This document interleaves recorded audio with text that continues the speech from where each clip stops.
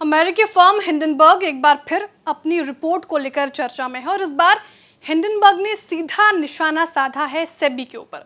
आरोप लगाया है कि अडानी ग्रुप और सेबी चीफ के बीच मिलीभगत है और अडानी के विदेशी फंड में सेबी चीफ बुच और उनके पति धवल बुच की हिस्सेदारी है। इस खबर के बाद खलबली मच बुच और उनके पति धवल बुच ने ज्वाइंट स्टेटमेंट दिया है और सारे आरोपों को खारिज कर दिया। लेकिन अभी भी कई सवाल हैं, जानने की कोशिश करेंगे और हमारे साथ जुड़े हैं former finance secretary Subhash Chandra Garg ji. Sir, बहुत बहुत शुक्रिया विस्तार को अपना समय देने के लिए।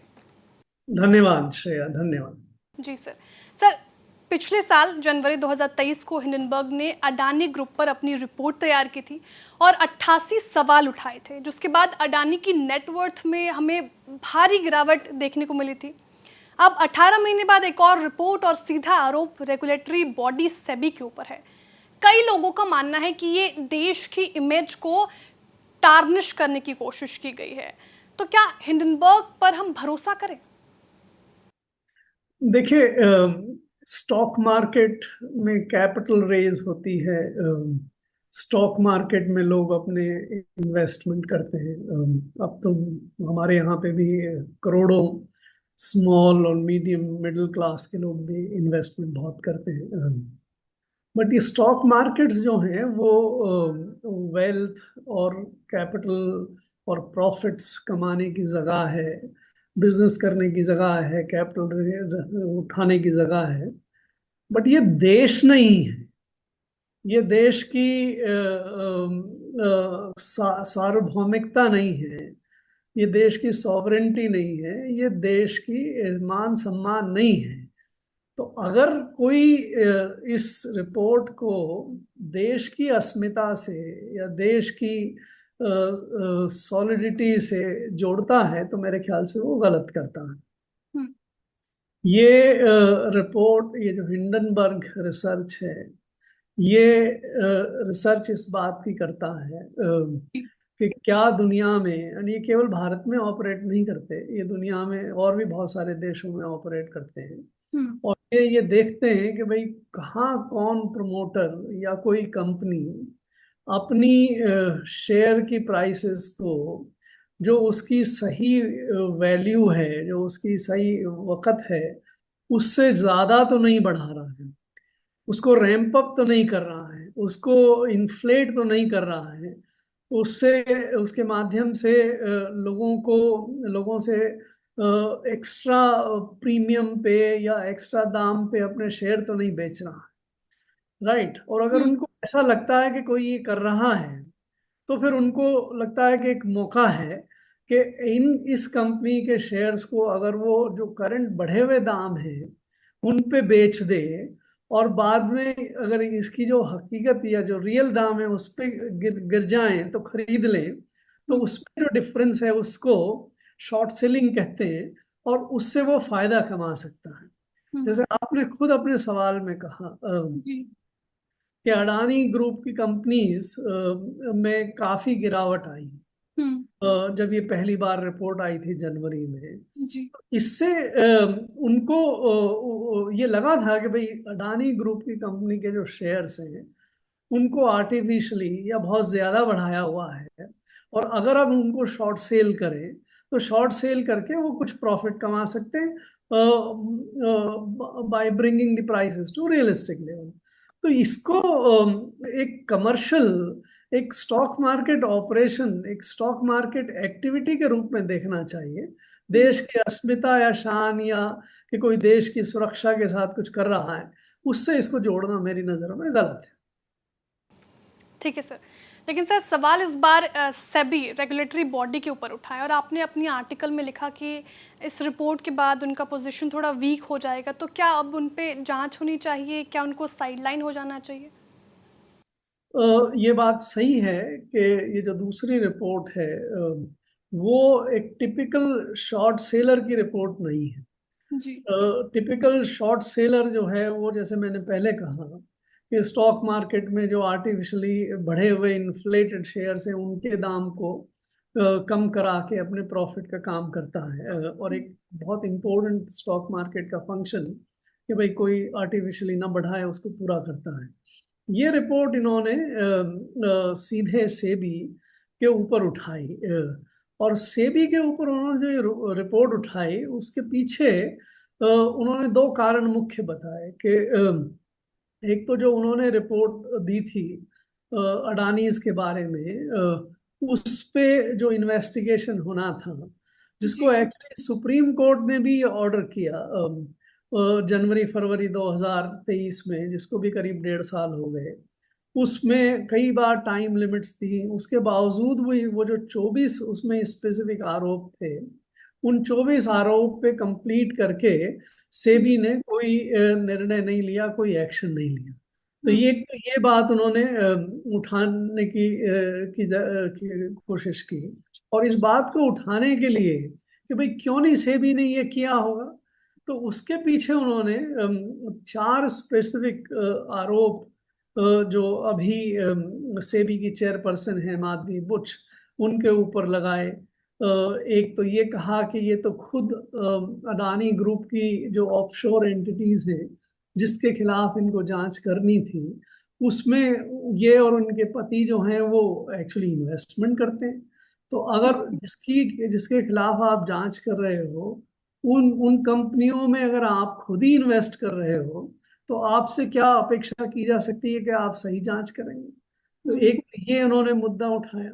दूसरा उन्होंने ये मुद्दा उठाया कि भाई इनके जो पति हैं वो एक दुनिया की बड़ी रियल एस्टेट और ऑल्टरनेटिव इन्वेस्टमेंट कंपनी है ब्लैकस्टोन, जिसका हिंदुस्तान में भी काफी रीट्स में इन्वेस्टमेंट हुआ है, और रीट की पॉलिसी जो है और रेगुलेशंस जो हैं वो सेबी बनाता है। और तो अगर इनके पति उन जैसा कि उन्होंने आरोप लगाया उसमें ब्लैकस्टोन में काम करते हैं, सीनियर पोजीशन पे काम करते हैं, सीनियर एडवाइजर। हाँ, और ये जो उसकी पॉलिसी तय करती हैं, तो कहीं उसकी पॉलिसी तय करने में भी कोई फेवरेटिज्म तो नहीं हुआ है, इनका इन्वॉल्वमेंट ठीक था या नहीं था। और साथ में उन्होंने कहा कि देखिए जब ये सेबी चेयरपर्सन या पहले मेंबर नहीं बनी, उस समय इन्होंने 2 कंपनियां बनाई, एक सिंगापुर में बनाई, एक हिंदुस्तान में बनाई, और उन दोनों कंपनियों को जब ये मेंबर बनी, बंद करने के बजाय या किसी थर्ड पार्टी को ट्रांसफर करने के बजाय वो कंपनियां जारी रहीं, और न केवल जारी रहीं, उसमें बाद में काम भी होता रहा। एक साल तो 2-1 करोड़ रुपए का उसमें फीस और बिलिंग हुआ है। सो ये सब जो लगा के उनका उद्देश्य मुझे जो नजर आता है वो ये था कि जो अडानी इसके खिलाफ जो जांच होनी थी, वो जांच कंप्रोमाइज्ड है। रेगुलेटर जिससे अपेक्षा थी कि वो पूरी जांच कर लेंगे ठीक से, वो नहीं कर रहे हैं, और वो इसलिए नहीं कर रहे हैं, तो इसके लिए उनको जिम्मेवार ठहराना चाहिए। लेकिन सर सेबी चीफ जो है माधुरी बुच और उनके पति धवल बुच ने एक जॉइंट स्टेटमेंट भी तो जारी किया, जिसमें उन्होंने बताया कि ये सारे आरोप जो हैं वो बेसलेस हैं, उनकी ज़िंदगी और फिनेंशियल्स दोनों ही ओपन बुक है, खुली किताब है, सबको सब कुछ पता है, ट्रांसपेरेंट है। तो सर किसी पद पे अगर आप इतने बड़े पद पे हैं तो ये सारी चीज़ें तो उनको इन्फॉर्म करना ही होगा ना, तो इसमें सर सेबी को दोषी ठहराया जा सकता है?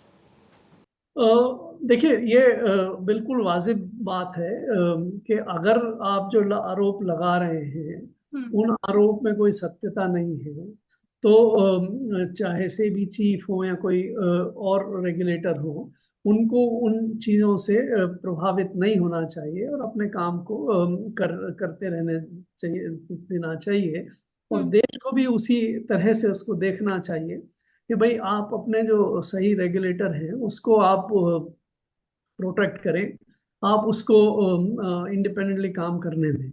लेकिन जो इन्होंने जो जवाब दिया, एक तरह से अगले दिन ही पहले एक छोटा जवाब दिया जिसमें कहा कि कैरेक्टर एसेसिनेशन कर रहे हैं। दूसरे जो डिटेल और जवाब था उसमें स्पेसिफिकली चारों बातों के लिए उन्होंने कहा।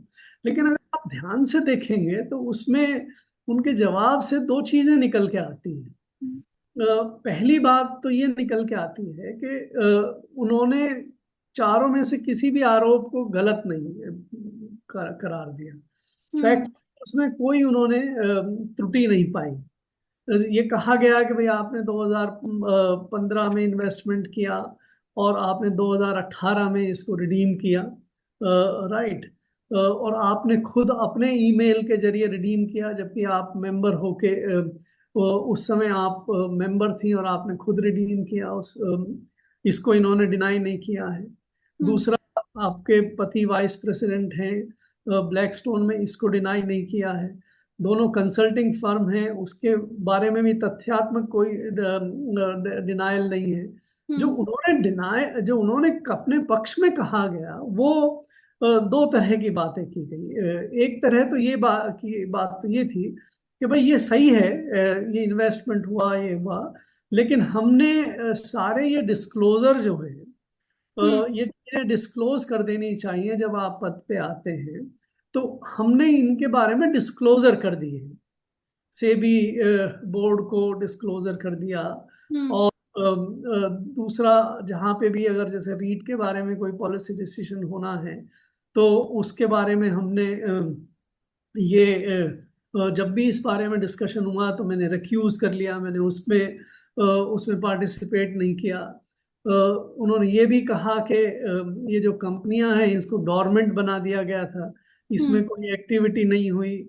बाद में जब इनके पति अपने सेवा से निवृत्त हुए तो उन्होंने उस समय फिर थोड़ा सा काम किया, लेकिन इनका इसमें कोई योगदान नहीं था। सो इन्होंने ये जवाब दिया। तो आप मेरे ख्याल से ध्यान से इस चीज को सुन रही हैं हम्म। कि चारों तथ्यों को उन्होंने डिनाई नहीं किया, बट हम्म। तथ्यों को उन चारों बातों को एक्सप्लेन करने के लिए कि जिस तरह से हमने अपना कंडक्ट किया, जिस तरह से डिस्क्लोजर किए, उस डिस्क्लोजर से ये जो आशंका है कि ये जो अडानीज के खिलाफ जो इन्वेस्टिगेशन हुआ हम्म। उसमें कोई आंच आई हो, ये इस चीज से नहीं पढ़ा जाना चाहिए, इस चीज से हम्म। इसका मतलब नहीं निकाला जाना चाहिए, क्योंकि हम्म। हमने पूरे जो रिक्वायर्ड डिस्क्लोजर कर दिए। हम्म। लेकिन इतने पे बात खत्म नहीं होती है। हम्म। अब आपको ये देखना जरूरी है कि आपके डिस्क्लोजर पर्याप्त थे, हम्म। सही थे। हम्म। उस पे जो सेबी को या गवर्नमेंट को जो करना था वो उन्होंने उचित किया या नहीं किया। और वास्तव में ये तो फैक्ट है कि ये जी। 1.5 साल होने के बावजूद भी इन्वेस्टिगेशन पूरा नहीं हुआ। ये हम्म। फैक्ट है कि उसमें कई बार सुप्रीम कोर्ट के टाइमलाइंस तय करने के बावजूद भी आपने नहीं किया। ये भी तथ्य है कि आपने एक स्टेज पे ये कहा कि हम ये ऑफशोर कंपनीज जो हैं उनसे जो हमें डिटेल चाहिए वो हम ले ही नहीं पा रहे हैं। सो हम्म।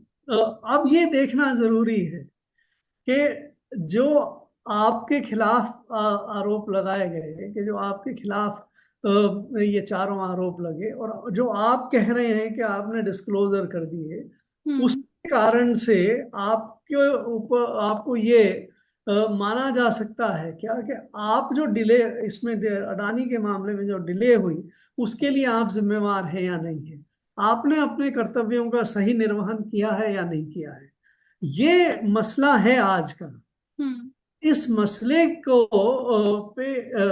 हकीकत से और उचित रूप से निष्कर्ष पे पहुंचने के लिए मेरी नज़र में ये जरूरी है कि जो सेबी चीफ हैं माधवी बुच, वो इस समय इस पद पे रहते हुए इस हम्म। इस मसले पे हम सही निष्कर्ष पे नहीं पहुंच सकते। हम्म। इसलिए मैंने तो ये राय दी है अपनी कि हम्म। उन्हें अपने आप को इस समय इस पद से अलग कर लेना चाहिए। यही उनके पास एक बेहतर ऑप्शन है, आप ये कहना चाह रहे दैट्स करेक्ट, उचित ऑप्शन है। हैं? क्योंकि पद पे बने रहने का कोई मौलिक अधिकार नहीं है। पद हम्म। पे बने रहने के लिए कोई एक आपसे पब्लिक सर्वेंट के बतौर एक रेगुलेटर एक सर्टन एक्सपेक्टेशंस है। ये हम्म। आपका कंडक्ट और आप उस पोजीशन पे हैं तो आपसे अपेक्षा की जाती है कि न केवल आप इंडिपेंडेंट रहें, न केवल आप उचित काम करें, बट आप उचित काम करते हुए, उचित एक्शन लेते हुए दिखनी भी चाहिए। It should also appear to be. अब आज की स्थिति में जो माहौल बन गया है उस, और जो स्थिति बनी हुई है उसमें ये नहीं माना जा सकता कि आपको पूरी तरह से independent, unbiased, impartial, independent regulator माना जा सकता। ठीक है सर। सर, आप क्या लगता है आपको कि क्या सरकार इसमें इंटरवीन करेगी, क्योंकि मामला तो तूल पकड़ता जा रहा है? देखिए, सरकार की स्थिति इस समय थोड़ी विचित्र है। ये भी परसेप्शन है कि सरकार का थोड़ा सॉफ्ट कॉर्नर है इस पर्टिकुलर कंपनी के बारे में। ये एक परसेप्शन है। सही है या नहीं है, ये बहुत सारी चीज़ों पे डिपेंड करता है कि आप इन्वेस्टमेंट्स को कैसे देख रहे हैं, इन जांच के में क्या निकल के आता है, वगैरह वगैरह। तो मेरी राय में तो सरकार को भी इस समय ये मान लेना चाहिए कि इस समय उनका इम्पार्शल नजर आना भी बहुत ज्यादा जरूरी है। और वो ये भी बता सकते हैं कि भाई हम इस मामले में, अडानीज के मामले में हम बायस नहीं है, हम किसी एक पर्टिकुलर पार्टी की तरफ नहीं है। इसलिए इन जो सरकमस्टांसेस बनी हुई हैं उसमें हम दो चीजें करेंगे। नंबर वन, माधवी बुच को कहेंगे कि भाई आप इस समय चले जाइएगा, आप इस समय अपने पद को छोड़ दीजिएगा। और दूसरा, एक इंडिपेंडेंट कमीशन हो सकता है, कमेटी हो सकती है, जिसमें जो वास्तव में इंडिपेंडेंट, चाहे सुप्रीम कोर्ट के जजेस हों या जो कैपिटल मार्केट के एक्सपर्ट हों, पुराने रेगुलेटर हों, जिनकी रेपुटेशन पूरी तरह से अनइम्पीचेबल हो, उस तरह के लोगों का एक कमीशन या एक कमेटी इस पूरे मामले को देख ले, और देखने के बाद देश को बता दे कि ये जो स्थिति है वो हकीकत में ये है। अडानी के खिलाफ आरोप सही हैं या गलत हैं, जैसी भी ये कमेटी पाए। और माधवी बुच ने भी जिस तरह से का भी कंडक्ट किया, वो एक रेगुलेटर से अपेक्षित था, उस हिसाब से था या नहीं था, ये सारी वस्तु स्थिति फैक्चुअल एविडेंस के साथ देश के सामने ला दे, तो मेरे ख्याल से वो करना उनके लिए ज्यादा उचित होगा। जी सर। सर, हिंडनबर्ग की रिपोर्ट को लेकर फाइनेंशियल सर्विसेज कमीशन ने ये भी लिखा कि उनकी रिपोर्ट में जो मॉरिशस का जिक्र किया गया है उस फ्रॉड में मॉरिशस का कोई लेना देना नहीं है। इस पर आपकी क्या राय होगी? नहीं, देखिए, ये वो जो है, आप शायद एक्सपर्ट कमेटी की रिपोर्ट को कह रहे हैं। एक्सपर्ट कमेटी की रिपोर्ट में उन्होंने कुछ पर्टिकुलर निष्कर्ष किस हिसाब से निकाले, उस पर सफिशिएंट एग्जामिनेशन मेरे हिसाब से नहीं हुआ है। मॉरिशस का क्या लेना देना है? मॉरिशस की सरकार एक व्यवस्था ऑपरेट करती है जहाँ पे आप कई तरह के वहाँ पे फंड एस्टेब्लिश कर सकते हैं, और हमारे यहाँ पे भी अब कई तरह के कानून बन गए हैं कि कब उनको आप रेसिडेंसी मान सकते हैं, कब कब आप उनको सही तरह के फंड्स मान सकते हैं या नहीं मान सकते।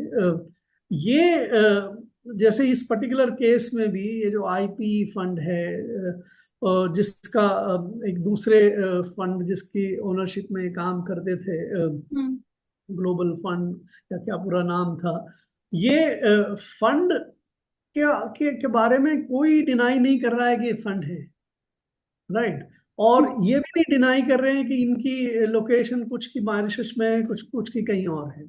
सो ये इस बात पे हमें डिस्ट्रैक्ट नहीं होना चाहिए कि मॉरिशस की गवर्नमेंट का क्या रोल है या नहीं है। हमें इस बात पे ध्यान देना जरूरी होगा कि ये जो फंड वहां से और दूसरे और जो टैक्स हेवन से ऑपरेट करते हैं, इन्होंने, मुख्य मुद्दा क्या है अडानी के आरोप के मामले में, उनके खिलाफ मुख्य मुद्दे दो हैं। एक तो ये कि इन्होंने अपने शेयर प्राइस को आर्टिफिशियली बढ़ाया। उस समय आपको ध्यान होगा, ये अडानी एंटरप्राइजेस का इशू आने वाला था, काफी महंगा, और वो सिर्फ 6-8 महीने पहले में, साल भर पहले में वो उसकी प्राइसेस बहुत ज्यादा बढ़ गई थी। और उस बाद में जब ये कंट्रोवर्सी हुई, ये रिपोर्ट आई, तो उस शेयर को हालांकि उन्होंने एक बार सब्सक्राइब भी करा लिया, बट उसके बाद उन्होंने उसको कैंसिल कर दिया था। और उसके बाद उस कंपनी की प्राइसेस, उस शेयर प्राइसेस से काफी नीचे गिर भी गई थी, राइट। तो एक आरोप तो ये है कि क्या आपने आर्टिफिशियल वैल्यूएशन करके इस शेयर को आपने ज्यादा प्राइसेस पे बेचने की कोशिश की थी।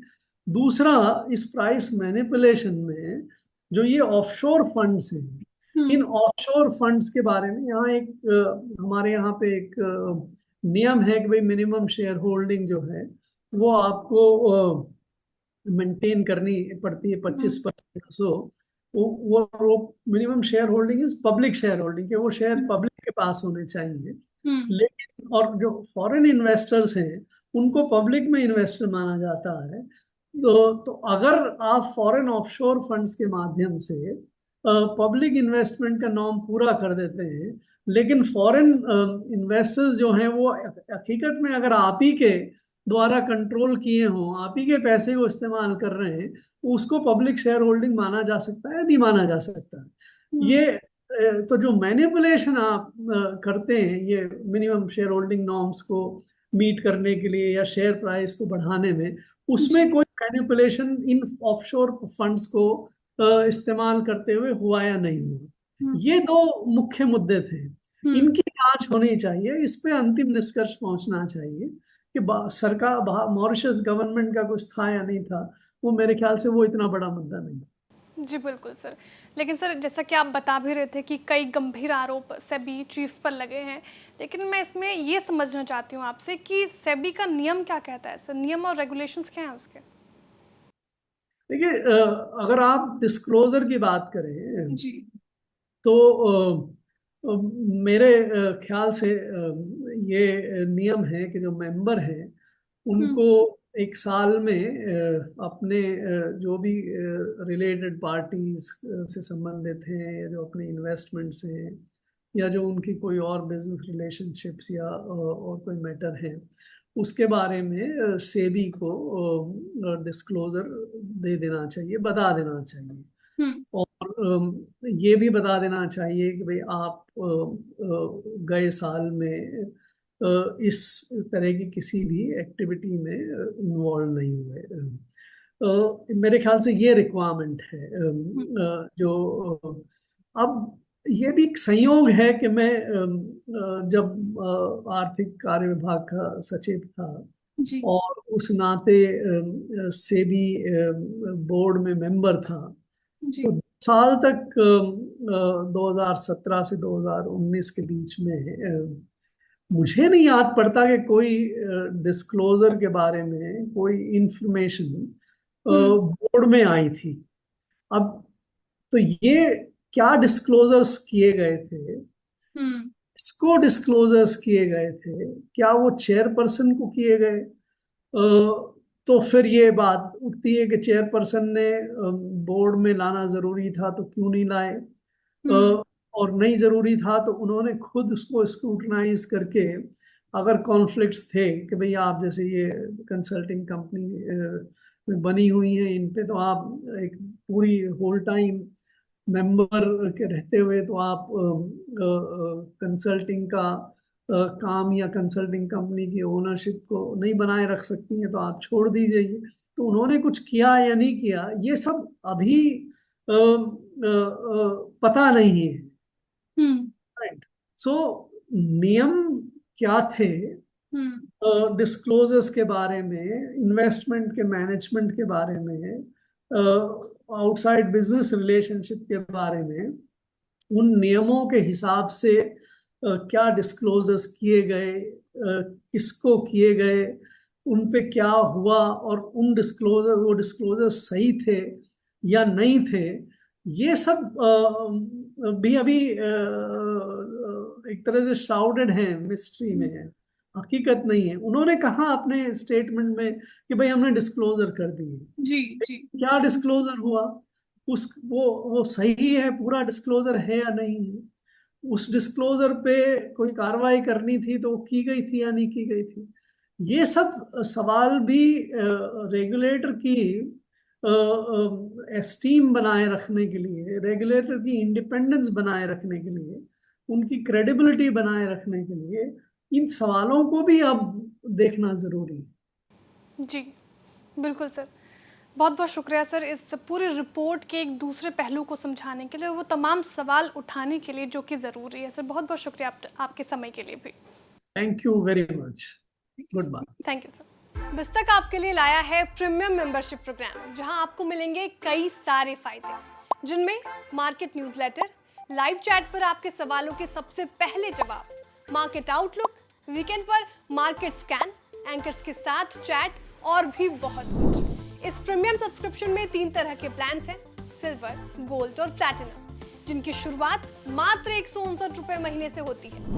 इससे जुड़ना भी बेहद आसान है। बिस्तक के YouTube चैनल पर जाएं, ज्वाइन बटन पर क्लिक करें और अपना प्लान सिलेक्ट करें। बस बन गए आप हमारे प्रीमियम मेंबर।